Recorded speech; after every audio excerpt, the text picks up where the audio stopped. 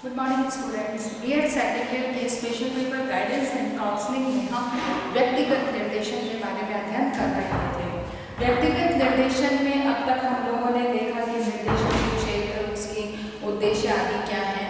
आज हम देखने वाले हैं विभिन्न स्तरों पर व्यक्तिगत निर्देशन की क्या भूमिका है या क्या व्यक्तिगत निर्देशन कैसे दिया जा सकता है। तो यहाँ पर आता है सबसे पहले पूर्व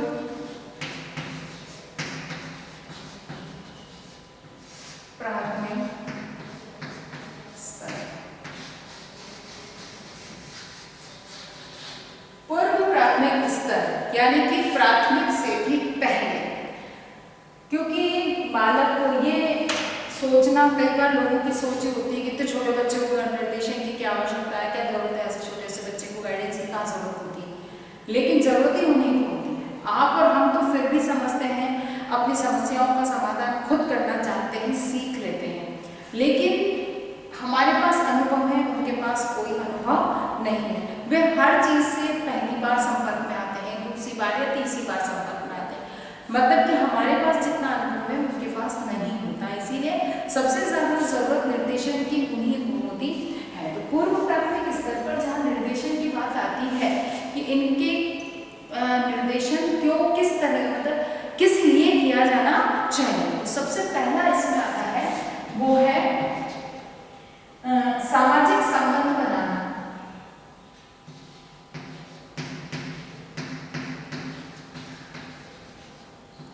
सामाजिक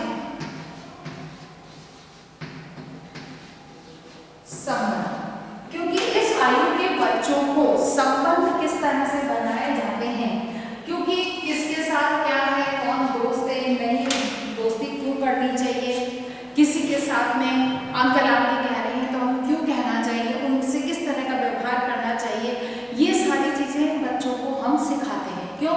जैसे घर में कोई आया तो हम कहेंगे कि अंकल को नमस्ते कीजिए, जाओ अंकल से बात करो, अंकल कुछ पूछ रहे हैं तो आप जवाब दो। तो ये सब चीजें क्या है, उनसे संबंध स्थापित करने का प्रशिक्षण, यानी कि उनसे रिलेशन बनाने चाहिए। ऐसा नहीं है, हम उनको इस तरह के कार्य करने को देते हैं। जैसे जाओ अपने उससे फ्रेंडशिप कर लो, हम कहते हैं कई बार बच्चे को कि जाओ अपने को, आपका क्लास में पढ़ता है या आपके पास में रहता है या हम साथ में चल रहे हैं तो उससे दोस्ती कर लो, उसके साथ खेलो। तो ये सब चीजें क्या है, ये बच्चे को किस तरह से खेलना है हम उसको बताएंगे। चलो दोनों जने बॉल से खेलो, एक दूसरे को बॉल पकड़ाओ या एक दूसरे के साथ में भाग दौड़ करके खेलो। तो ये क्या है, ये बच्चे को सिखाता है कि किस तरह से दूसरे व्यक्ति के साथ में संबंधों को बनाया जाता है, मित्रता की जाती है। क्यों? कि बच्चा अब तक घर के लोगों को पहचानता है, घर या आसपास के लोगों तक को ही पहचानता है, पर किसी के साथ में दोस्ती करना, किसी के साथ में एक संबंध को स्थापित करना, ये चीज बालक परिवार से हटकर जब बाहर निकलता है तब उसकी आवश्यकता होती है। इसीलिए किस तरह से सामाजिक संबंध बनाए जाते हैं और उसमें किस तरह का व्यवहार उसको करना चाहिए, इसके लिए निर्देशन की आवश्यकता होती है। दूसरा है वस्तुओं का आदान प्रदान।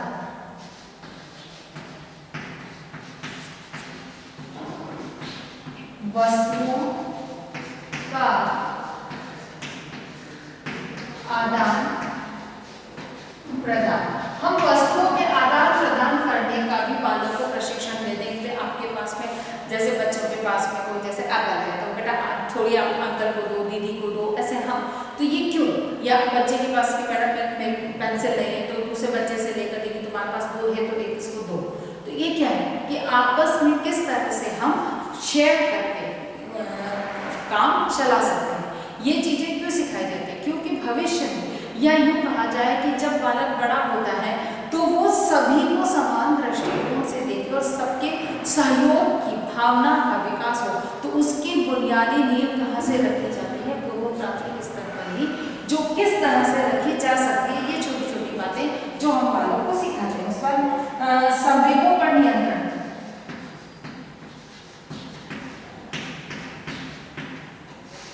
संवेगों पर नियंत्रण, यानी कि बालक जैसे कोई वस्तु गुम होगी, उसकी उसकी वस्तु नहीं मिल रही तो वो जोर जोर से रोने लगता है, और या किसी उसको कोई वस्तु चाहिए और उसको पास है नहीं तो वो जोर जोर से रोने लगता है, गिर गया तो जोर से रोने लगता है। तो उसे इस बात का प्रशिक्षण कि गिर गया कोई बात नहीं, लग गई तो ठीक हो जाएगा। रोने से मतलब बच्चे को हम समझा दें कि रोने से कुछ नहीं होगा, आपकी चोट नहीं ठीक होगी, इसलिए आप मस्त रहो, खुश रहो। जैसे बच्चे का कोई सामान भूल गया तो हम उसको रोने से रोकते हैं कि रो मत, आपकी वस्तु आपके आसपास कहीं मिल जाएगी, हम उसको ढूंढने में सहयोग करते हैं। जब वो वस्तु मिल जाती है तो बच्चा खुश हो जाता है। ऐसे ही किसी बात पे बच्चे को गुस्सा आ रहा है तो उसका गुस्से को किस तरह से उसे नियंत्रित करना है उस चीज़ को हम उसे सिखाते हैं, या हम बच्चे को इस तरह से बिजी रखते हैं कि उसको गुस्सा करने का या किसी चीज़ को नेगेटिव वे में देखने का उसे समय ही नहीं मिलता। तो ऐसे में कहने का मतलब ये है कि हम यहाँ पर बच्चे को अपने संवेगों पर किस तरह से नियंत्रण रखा जाता है, इसका हम प्रशिक्षण वालों को यहीं से प्रारंभ कर देते हैं। अगली बात आती है नेतृत्व के गुणों का विकास।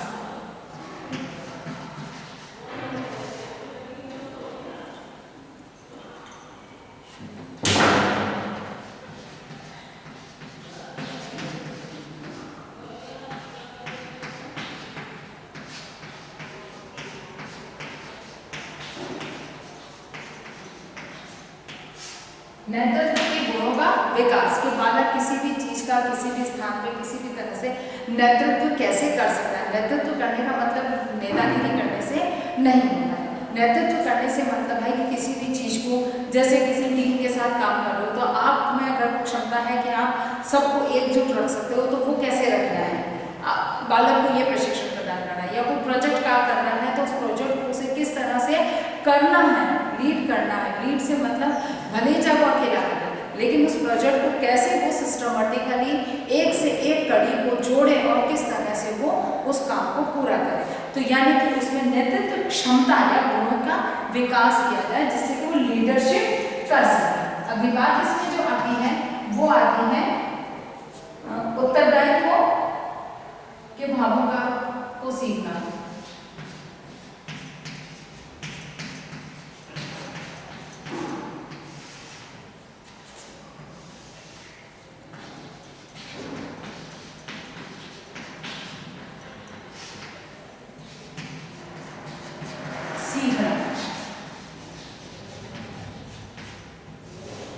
उत्तरदायित्व के भावों को सीखना यानी कि उत्तरदायित्वों का निर्वाह कैसे किया जाता है, आपकी किस तरह से रिस्पॉन्सिबिलिटी होती है, आपको उस रिस्पॉन्सिबिलिटी को कैसे पूरा करना चाहिए।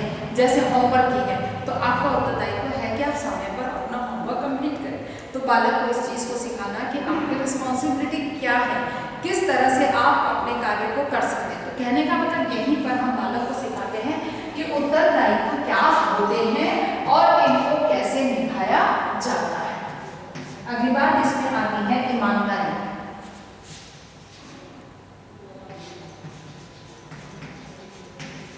ईमानदारी के भाव का विकास। ठीक है, ईमानदारी के भावों का विकास के बालक ईमानदारी के गुणों का विकास होना चाहिए। यानी कि उसे इस बात का किस तरह से उसे चीटिंग नहीं करनी। जैसे खेल में खेल रहा है तो खेल में बच्चे को इस बात को सिखाया जाए कि आपको चीटिंग नहीं करनी है, आप ईमानदारी से उस खेल को खेलें।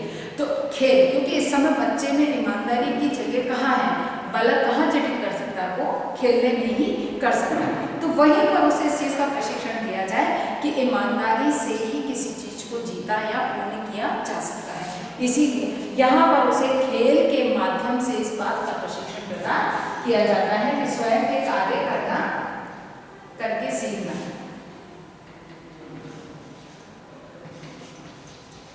करके सीखना। अब यहाँ पर करके सीखना यानी कि किसी भी कार्य को बालक करके सीखता है तो उसके लिए वो हर किसी के कार्य को उसके ही कार्य के प्रति उसे सजग किया जाता है कि अपने बाल तुम बनाओ, अपना टिफिन तुम बैग में डालो, अपनी बॉटल तुम भरो, या अपने स्कूल के बस तक खुद जाओ, बस से कॉलेज का क्लास तक तुम खुद जाओ। तो ये सब चीज़ें क्या है, ये बालक को स्वयं के कार्य करने की जो योजना करके और वो खुद कैसे सीख सकता है। अब हम बच्चे को कहते हैं कि अपने बैग में टिफिन खुद डालो, तो इसका मतलब क्या हुआ कि एक स्कूल का बैग बच्चे को किस तरह से मैनेज करना चाहिए। अब यहाँ पर स्कूल के बैग के मैनेजमेंट से वो और सभी जिंदगी के हर क्षेत्र के छोटे छोटे मैनेजमेंट को सीख पाता है। तो कहने का मतलब यही प्रारंभिक अवस्था है जहाँ पर कि हम बालक को बहुत सारी छोटी छोटी चीजें सिखा सकते हैं। उसके बाद अनुभूति के गुणों का विकास।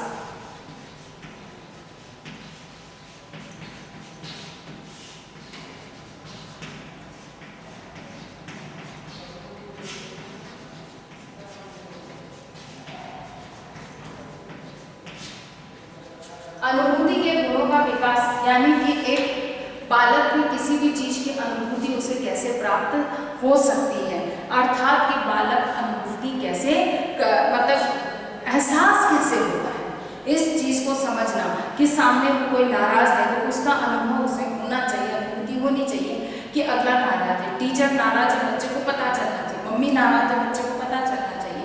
तो ये एक अनुभूति का प्रशिक्षण बालक को हम यहाँ पर देते हैं, यानी कि इसके लिए हमें निर्देशन दिया जाता है। उसके बाद में है व्यक्तित्व के अभिव्यक्ति के गुणों का विकास।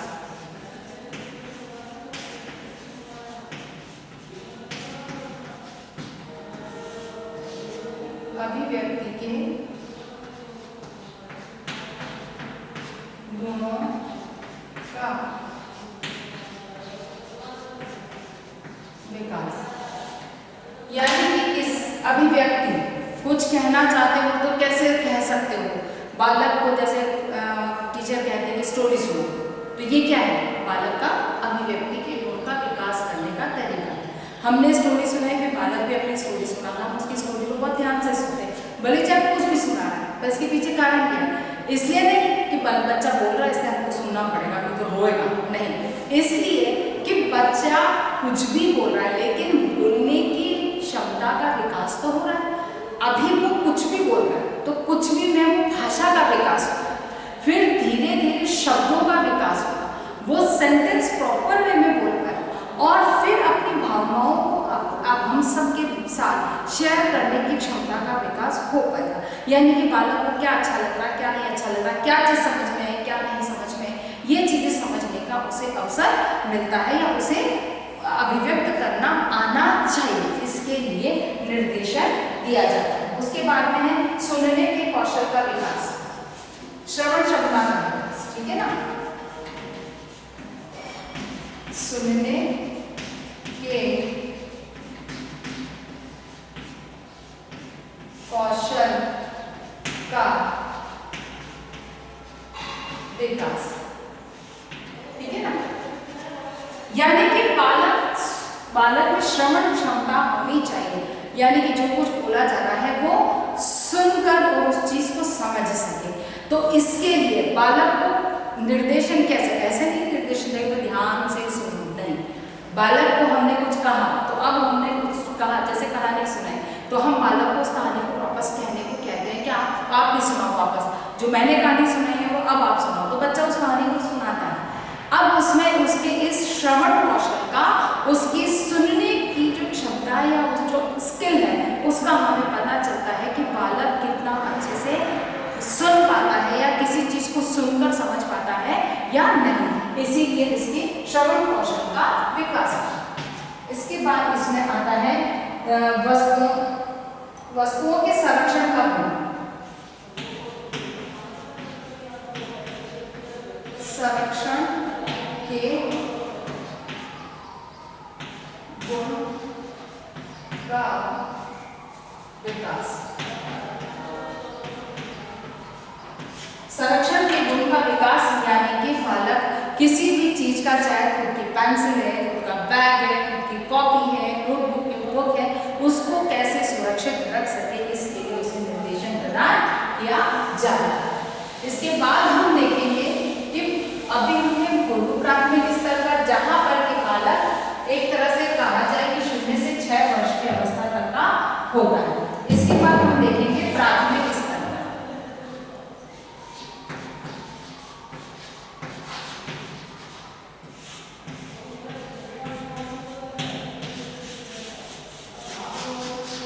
प्राथमिक स्तर पर सबसे पहले है उचित अनुचित में भेद।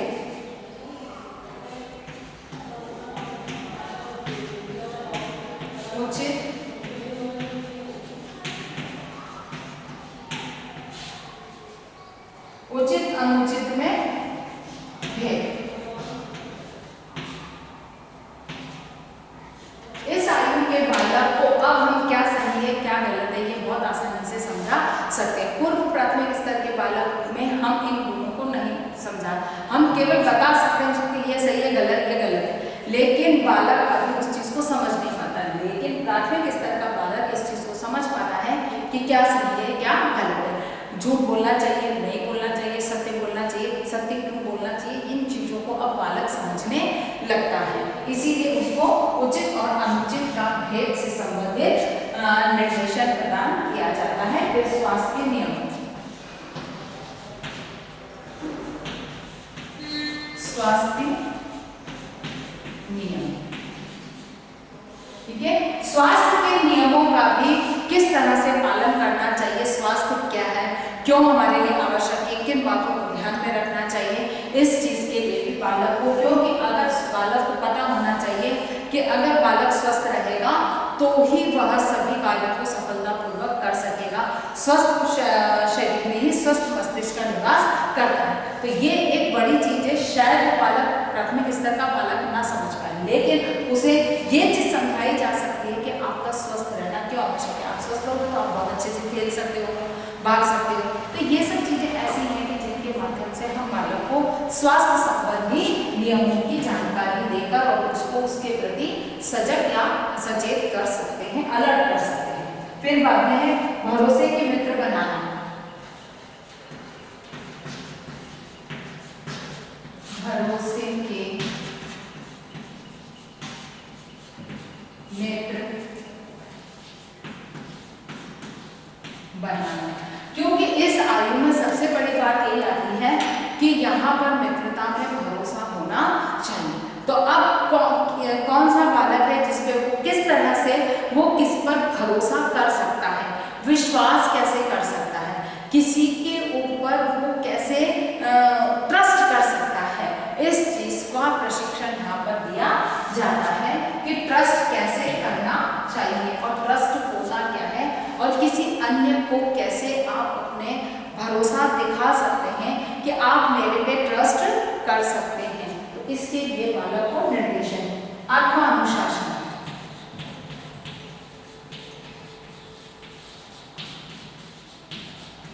ठीक है। इस आयु के बच्चों को स्व अनुशासन, सेल्फ डिसिप्लिन का प्रशिक्षण अगर इस अवस्था में दे दिया जाता है तो लाइफ लॉन्ग इनडिसिप्लिन की प्रॉब्लम नहीं फेस करनी पड़ती है।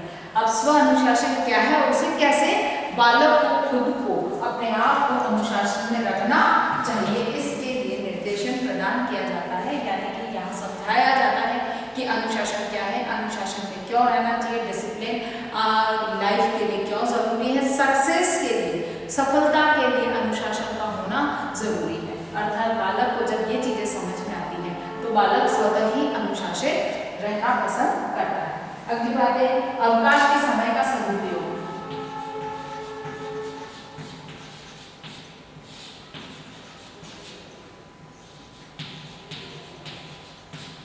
अवकाश के समय का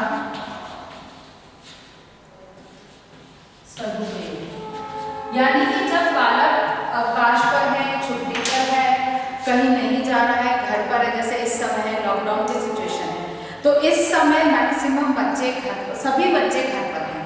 अब ना तो वो कॉलेज जा पा रहे हैं, ऑनलाइन टीचिंग हो रही है, बच्चे बहुत सीरियसली पढ़ रहे हैं या नहीं पढ़ रहे हैं, ये एक अलग चीज़ है। लेकिन जब खाली समय है तो उनके लिए निश्चित है कि कुछ क्रिएटिव, तो चाहे ऑनलाइन क्लासेस के चक्कर में बच्चे चलो पढ़ाई में लगे, लेकिन जब तक क्लासेस नहीं चालू थे उस समय उनके पास छुट्टी थी।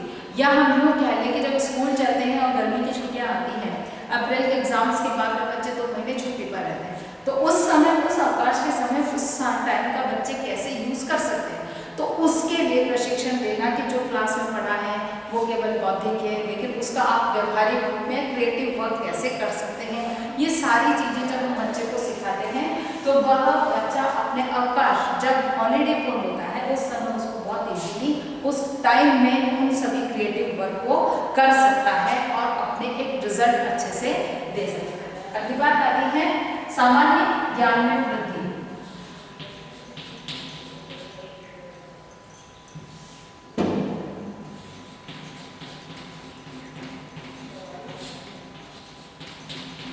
सामान्य ज्ञान में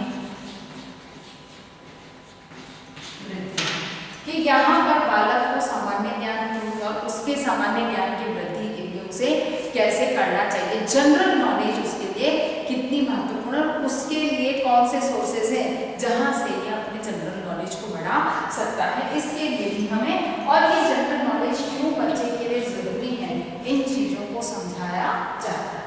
फिर है आधारभूत कौशलों का विकास।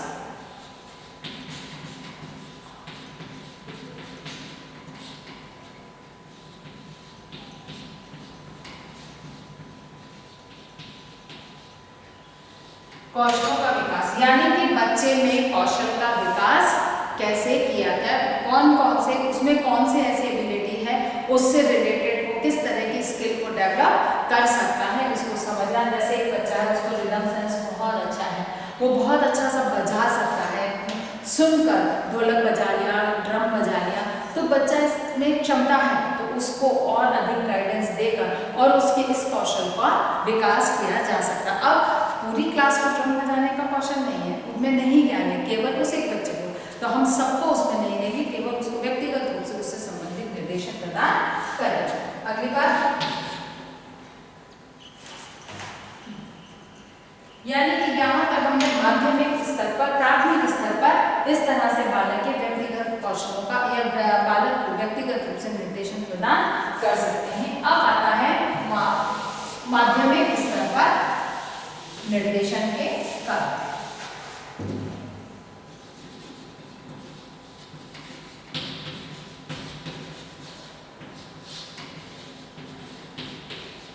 माध्यमिक स्तर पर व्यक्तिगत निर्देशन, चूंकि अब बालक कुछ बड़ा हो चुका है तो डेफिनेटली अब उसके निर्देशन के हमारे पक्ष कुछ अलग या थोड़े से भिन्न हो जाते हैं। उसमें है उत्तरदायित्व का निर्वहन।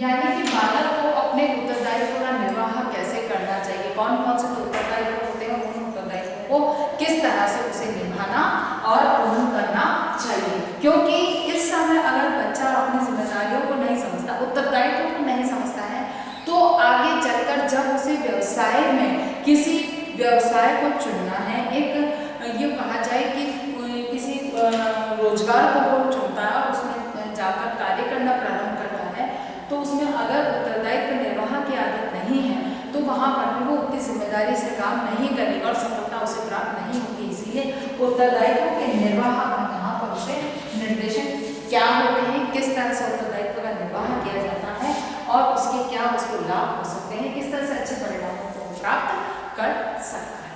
अगली बात आती है सामंजस्य। हाँ, सामंजस्य की स्थापना। सामंजस्य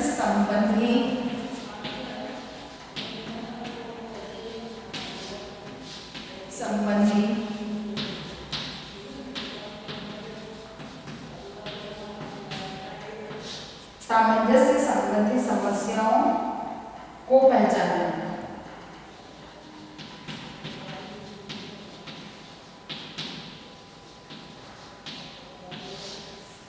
क्योंकि यहाँ पर यह अवस्था ऐसी होती है जिसमें बालक किशोरावस्था में आ चुका होता है, तो यहाँ पर उसके लिए सबसे बड़ी समस्या ही सामंजस्य यानी कि समायोजन की होगी। तो समायोजन के लिए कौन कौन सी ऐसी समस्याएं हैं जिसकी वजह से वह सामंजस्य स्थापित नहीं कर पा रहा है, तो सबसे पहले इन कारणों को ही, समस्याओं को ही पहचानना, क्योंकि कई बार बच्चे इन समस्याओं को नहीं पहचान पाते हैं, अर्थात कि समस्या को पहचानना और फिर उसके निवारण के लिए कार्य करते हैं, तो निर्देशन मिल जाता है। नेक्स्ट है जीविकोपार्जन के प्रकारों को पहचानना।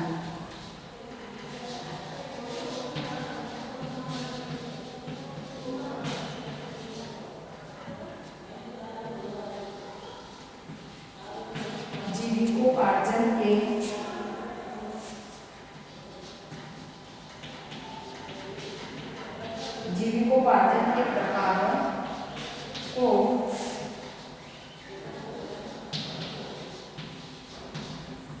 पहचान, ठीक है ना।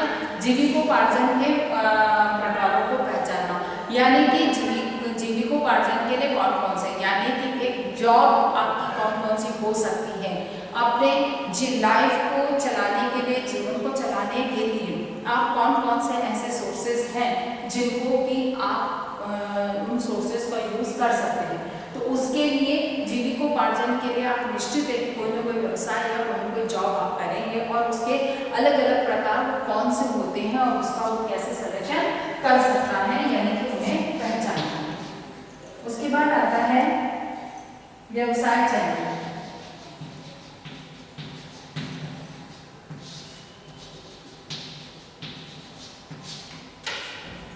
व्यवसाय चयन यानी कि जॉब सिलेक्शन। इस समय आकर इसके लिए उसे विशेष निर्देशन की आवश्यकता होती है। यहाँ पर जीविकोपार्जन और व्यवसाय दोनों में अंतर होता है। व्यवसाय यानी कि जॉब, इस अगर ये नहीं होगा तो जीविकोपार्जन अपने जीवन को जीने के लिए जितने भी संसाधन आप जुटा सकते हो उनको जुटाना आपके लिए आसान नहीं होगा। इसीलिए जो संसाधन आपकी योग्य, आपकी आमदनी के, आपकी अफोर्डेबल पोजीशन में होंगे, आप उनको किस तरह से उनको पहचानना, उनको चुनना, और यहाँ पर व्यवसाय यानी कि आप अपने जॉब या बिजनेस को कैसे सेलेक्ट कर सकते हैं। उसके बाद आता है भविष्य की व्यावसायिक समस्याओं से अवगत होना।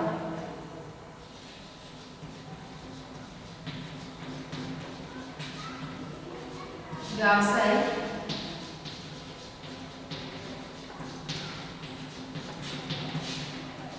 को पहचानना, ठीक है। व्यावसायिक समस्याओं को पहचानना, क्योंकि व्यवसाय से संबंधित बहुत सारी समस्याएं आ सकती हैं। तो ये समस्याएं कौन सी होती हैं और ये किस तरह से उनका निवारण किया जा सकता है। तो सबसे पहले समस्याओं का अगर हमें पता होगा तभी हम उनके निवारण के बाद सोच सकते हैं। इसलिए सबसे पहले तो जो बाधाएं हैं ये कौन सी हो सकती हैं, जब हमें पता होगा तो हम उसी के अकॉर्डिंग किसी भी जॉब को या व्यवसाय को हम चुनते हैं, तो हम उसी के अनुकूल उस जो बाधाएं हैं उनसे सावधान होते हुए आगे बढ़ते हैं। यानी कि हम पहले ही इनका सॉल्यूशन करते हुए आगे बढ़ते हैं, जिससे कि हमारा जॉब या हमारा बिजनेस है उससे इफेक्टेड ना हो। अगली बात इसमें आती है भविष्य की शिक्षा के प्रति जागरूकता। भविष्य की शिक्षा के प्रति जागरूक, ठीक है। भविष्य में अपने जॉब या अपने आवश्यकता के अनुसार वो किस तरह की, जिस भी जॉब को उसने चुना है तो उसके अकॉर्डिंग वो किस तरह की अपनी शिक्षा को अर्जित कर सकता है। इसके लिए उसे आर्थिक संकट से समाधान, आर्थिक संकट का समाधान, यानी कि जैसे एडमिशन लेने में ही समस्या आ रही है तो इसके लिए वो किस तरह से समाधान कर सकता है, कहां से वो लोन ले सकता है और अपनी आर्थिक समस्या का समाधान कैसे कर सकता है, इसके लिए उसे जानकारी देना। फिर है अल्पकालीन नौकरियां, मतलब आर्थिक संकट से निपटाने उसके लिए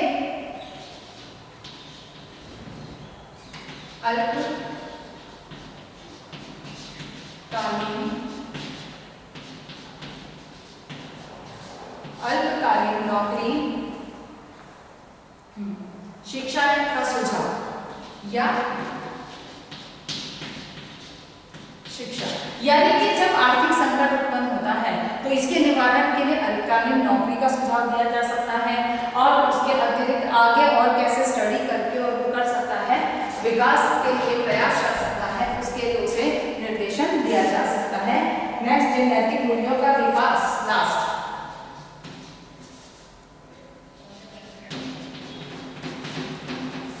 नैतिक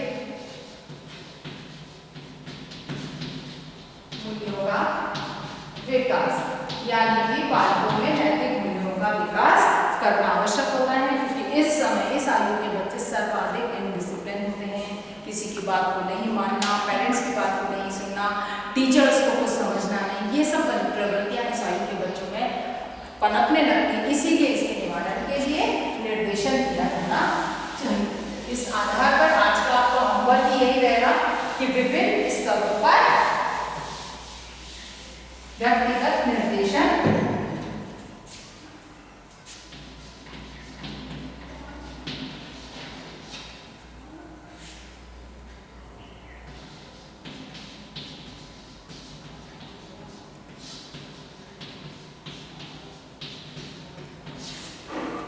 विभिन्न स्तरों पर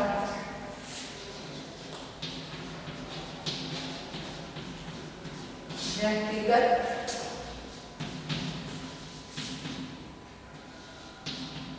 निर्देशन के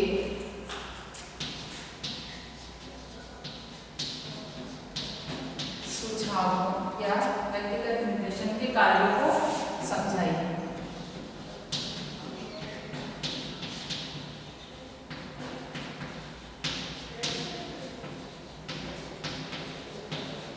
ठीक है, व्यक्तिगत निर्देशन के विभिन्न स्तरों पर व्यक्तिगत निर्देशन के कार्यों को समझाइए। अपनी बात को समाप्त करने से पहले कोविड-19 की इस महामारी में अपने आप को सुरक्षित रखें। बहुत अधिक आवश्यकता होने पर घर से बाहर निकलिए। घर से बाहर निकलते हैं तो मुंह पर मास्क लगाइए, सोशल डिस्टेंसिंग का पालन कीजिए और अपने हाथों को समय समय पर सैनिटाइज करें।